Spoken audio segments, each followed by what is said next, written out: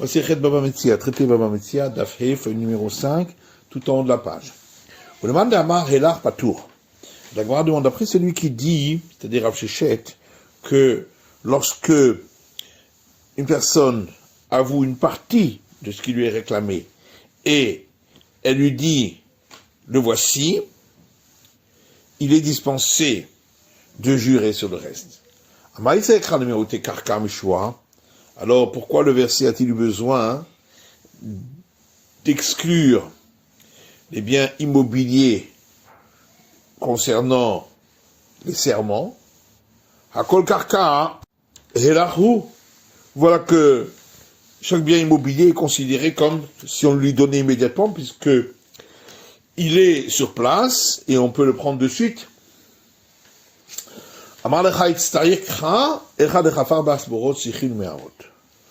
Il te répondra qu'on a besoin de verser dans le cas où, entre-temps, il avait creusé dans le sol des puits, des fossés et des cavernes. Et donc, comme il a été transformé, on ne peut pas considérer qu'il est prêt à être donné immédiatement. Inami, ou bien on peut répondre aussi, qu'on a besoin de verser dans le cas où on lui a réclamé des ustensiles et des biens immobiliers. Voda bekelim, il a avoué pour les ustensiles, vechafar bekarkaot, et il a renié lui devoir les biens immobiliers, et donc pour les ustensiles, c'est pas considéré comme s'il lui donnait immédiatement. Tashma, la Gemara dit bien, écoute. Tani Rami Bar Chama, voilà que Rami Bar Chama a rapporté une braïta qui dit Arba'a Shomrim, les 4 types de gardiens, c'est Rinkfira b'miktsat, Voda b'miktsat. Pour devoir jurer, c'est seulement dans le cas où ils ont renié une partie, ce qu'on a réclamé, et ils ont avoué une partie. Et ça s'applique donc aux gardiens bénévoles, à l'emprunteur, aux gardiens rémunérés, et à celui qui prend un bien en location. Et la Gemara demande, Hechidami. C'est quoi le cas?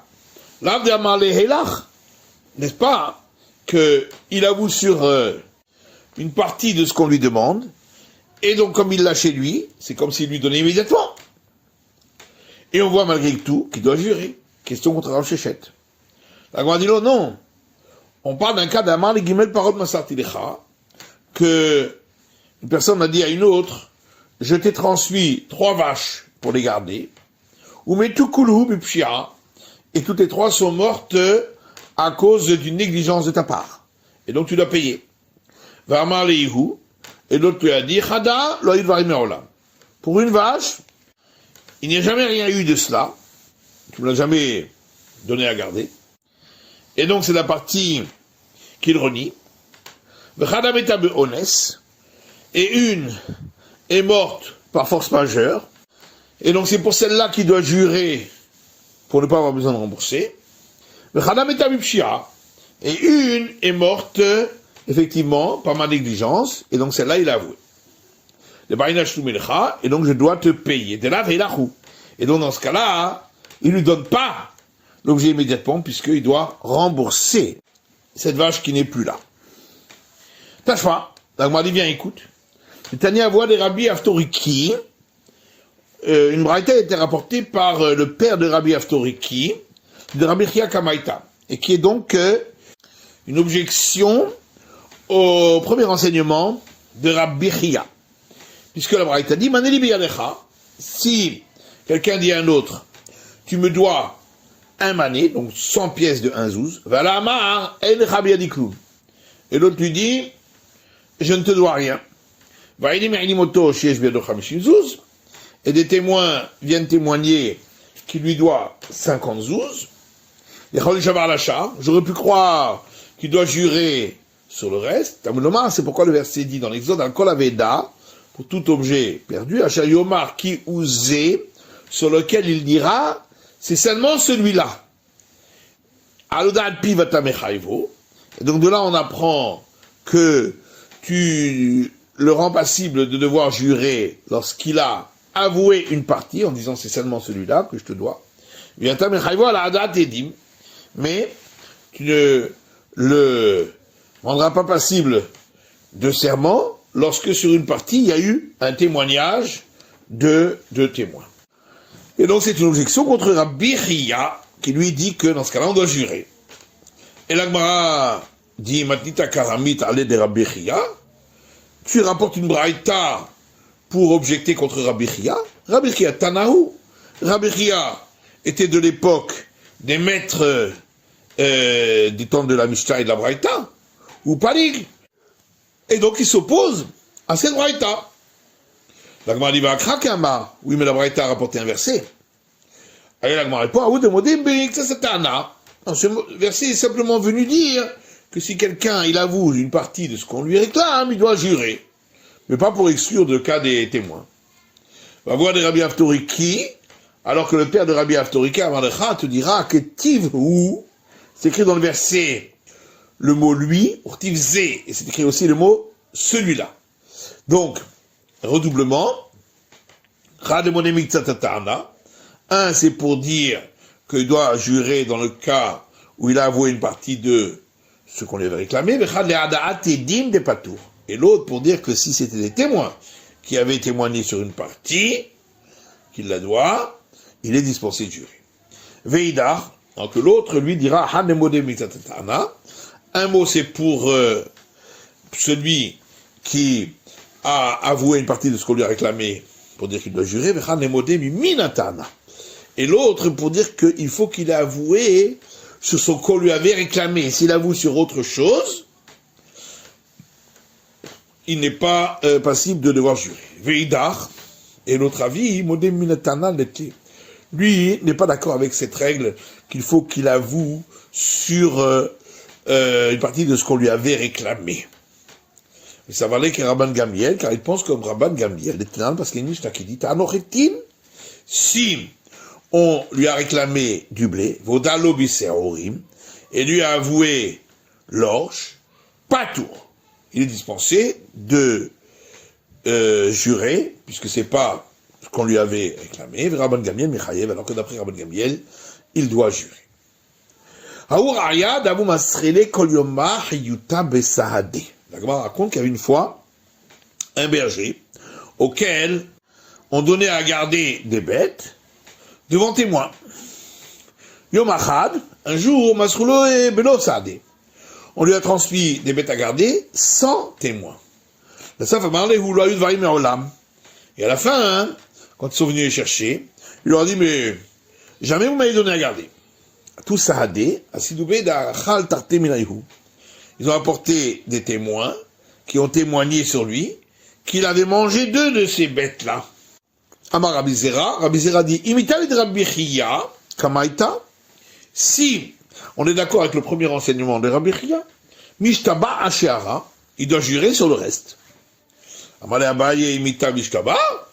Abaye lui demande est-ce que vraiment si on tient de cet avis de Rabbi Chia, il doit jurer? Va Gazlanou. Voilà ici, il a été reconnu comme voleur. Et donc, on ne le croira pas lorsqu'il jure. Amarle Shekenegdo Kamina. Alors il a répondu, je voulais dire que c'est la partie d'en face qui va jurer. Ashtamnami, de l'état de Rabbi Chia Nechavi min Rab Nachman. La gloire du monde, mais même si on n'est pas d'accord avec l'enseignement de Rabbi Chia, on devrait quand même lui imposer le serment à cause de l'enseignement de Rab Nachman. Tetnan, parce qu'il y a une histoire qui dit, Maneli bialecha, si une personne dit à un autre, tu me dois un mané, donc sans ouz. Un Echabe a dit, et l'autre lui dit, je ne te dois rien, pas tour. Il est dispensé de jurer. Vama Rav Nachman, et là-dessus Rav Nachman dit, Mashbim Otoshwat et 7. On le fait jurer un serment pour l'inciter à avouer. Et donc, nos sages ont quand même institué un serment. Donc ici aussi.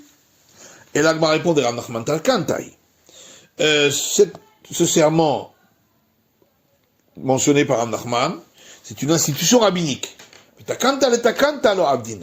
va pas rajouter une institution rabbinique de faire jurer la partie adverse dans notre cas où il est considéré comme un voleur, pour appliquer un serment qui lui-même n'est que d'ordre rabbinique.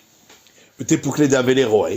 La Gemara dit, mais de toute façon, il ne peut pas jurer parce que il est un berger. Vama Ravuda, et Ravuda dit, Stam roé, pasoul. Un berger n'est pas apte à jurer parce que, généralement, ils vont faire paître dans les champs des autres, donc ce sont des voleurs. La Gemara dit, l'okashia, ça c'est pas une question. Hadidé, ça c'est dans le cas où ils font paître leurs propres bêtes. Hadé alma, mais ici il fait paître les bêtes des autres, et donc il va pas voler pour les bêtes des autres. Dilotemari, car si tu dis pas ainsi, anan riuta leroer himasrinan, comment pouvons-nous transmettre des animaux à garder à un berger? Ve'aketiv, voilà qui est écrit dans le verset, devant un aveugle, tu ne mettras pas d'embûche. Et là, on lui pose une embûche, puisqu'on sait très bien qu'il va voler. Et la chazaka, nadam rote velolo. Et donc, forcément, parce que il y a une présomption qu'un homme ne faute pas pour des biens qui ne lui appartiennent pas. Comme ici. On a vu dans la Mishnah, concernant les deux qui tiennent un vêtement, que chacun devra jurer qu'il n'a pas sur ce vêtement moins que la moitié, etc. La Gemara dit, Al-Detle Mishtaba ou Al-Detle Mishtaba. La Gemara demande, est-ce qu'il jure qu'il a ou est-ce qu'il jure qu'il n'a pas? Parce qu'ici on comprend qu'il fait un serment qu'il n'a pas même moins que la moitié. Donc ça veut dire qu'il n'a rien. Ravuna répond, non, il fait un serment qu'il a une part. Mais que sa part n'est pas moins que la moitié. Et pourquoi il ne jure pas que tout est à lui? Mais la Gemara dit, mais parce que de toute façon on ne va pas lui donner le tout. Donc il va jurer, en fin de compte on ne lui donnera pas, ce qui remettra en cause le tribunal. Pourquoi il ne jure pas en disant que la moitié est à moi? Parce qu'à ce moment-là, ça remettra en cause ce qu'il avait dit au départ, puisqu'au départ il avait dit que tout était à lui. J'étais un ami Maral et Dibouré. Mais même maintenant, il remet en cause ce qu'il a dit, puisque maintenant il dit qu'il n'a pas moins que la moitié. Donc ça veut dire que il remet en cause ce qu'il avait dit au départ, qu'il a tout. Et la Gemara répond, de Amar Kula Sheni. Il dit ainsi, en vérité, c'est toi moi. Vous livrez, et d'après vous qui n'êtes pas d'accord, je fais un serment que j'ai une part, et c'est pas moins que la moitié.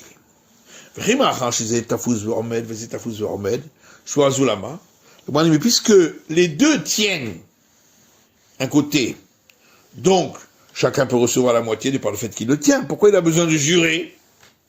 Rabbi Yochanan répond que ce serment, c'est une institution rabbinique, pour ne pas que chacun puisse attraper le vêtement d'un autre et dire il est à moi. Et pourquoi on ne dit pas, puisque on le suspecte de voler, alors on doit aussi le suspecter de faire un serment à faux. Et l'Agma répond, on ne dit pas que puisqu'il est suspecté de voler, il est suspecté de faire un serment à faux, parce que pour les gens, faire un serment c'est plus grave. Délotémari, parce que si tu dis pas ainsi, lorsque la Torah a dit que s'il avoue une partie de ce qu'on lui a réclamé, il doit jurer. Pourquoi on ne dit pas, puisqu'il est suspecté donc sur de l'argent, il devrait être suspecté également sur le serment. Et la Gemara dit, non, c'est pas une preuve. Là-bas, il se dérobe, qu'il est rabat, comme on avait vu l'enseignement de Rabat, qu'il a honte de renier devant son créancier, mais juste, il n'a pas assez d'argent et c'est pourquoi il avoue la moitié, mais il compte payer le reste plus tard. Teida, et voici la preuve de ce qu'on a dit. La Maravidi Baravina Maravchista, puisque Ravidi Baravina dit au nom de Maravchista, Kofer Bimilva Kacher Leedut, celui qui renie un prêt est apte à témoigner. Parce que comme on l'a dit, simplement il se dérobe, il va payer. Le picadone, mais s'il renie un bien qu'on lui a laissé à garder, pas sous la doute, il est inapte à jurer parce qu'il est considéré comme un voleur. Et là, la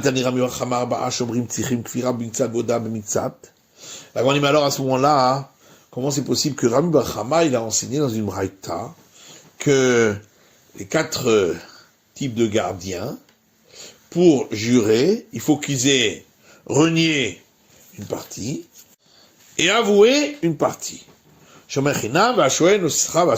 C'est-à-dire, pour ce qui concerne le gardien bénévole, l'emprunteur, le gardien rémunéré et celui qui prend location. Pourquoi on ne dit pas, puisqu'il est suspecté de voler, donc il devrait suspecter également de faire un faux serment. Et donc on voit bien une preuve qu'on ne le suspecte pas là-dessus. La Gemara dit non, en termes d'amis, là-bas aussi, en vérité, il va rembourser ensuite, mais pour l'instant, il se dérobe. Ça va, Mishkarda le Ganav, parce qu'il se dit, j'attends de retrouver le voleur, le tafistale, et je saisirai le bien et je lui rendrai. Il a mis Mishkardale Bergam, Matinale, ou bien dans le cas où ça a été perdu, il se dit, je vais la retrouver, la vache, dans le marécage, et je vais la lui ramener. Il y a rien qu'on fait un picadon à pas sous la doute. La Gemara dit, mais alors pourquoi on a dit que celui qui renie un bien qu'on lui a laissé en dépôt, il est inapte à témoigner? Mais moi, on n'a qu'à dire également qu'il se dérobe, mais qu'en vérité, il va payer. Ça va à des bachashta, en se disant, je vais chercher, je vais le retrouver. La Gemara répond que lorsqu'on a dit que s'il renie un bien qu'on a remis en dépôt chez lui, il est inapte au témoignage, c'est dans le cas où 2 témoins ont témoigné sur lui par la suite que au moment où il avait renié, le bien qu'on lui avait déposé était chez lui à la maison. Donc il savait très bien où il était. Il a mis les Beyadé, ou même qu'il le tenait dans sa main. Et là, et la Gemara dit, bon, mais alors pourquoi Rav Huna dit que le gardien qui doit jurer, parce que c'est un cas qui n'est pas sous sa responsabilité, et lui a accepté de payer sans jurer, on doit quand même le faire jurer que le bien n'est pas chez lui et que il a vraiment disparu. Et pourquoi on ne dit pas que, puisqu'il est donc suspecté d'avoir voulu prendre le bien pour lui, il est donc également suspecté de faire un faux serment. La Gemara dit, parce que là-bas également, il s'autorise à le faire en se disant de toute façon, je vais payer pour cela. Je vais le rembourser. Donc, il n'a pas l'impression qu'il est en train de voler. Alors Ravacha de Difti dit à Ravina, mais malgré tout, il transgresse l'interdit qui est écrit dans la Torah, dans l'Exode, tu ne convoiteras point. Et il répond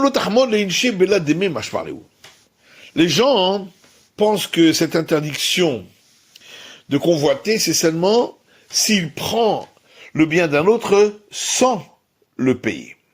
C'est la fin de l'étude du Daf He, de la feuille numéro 5.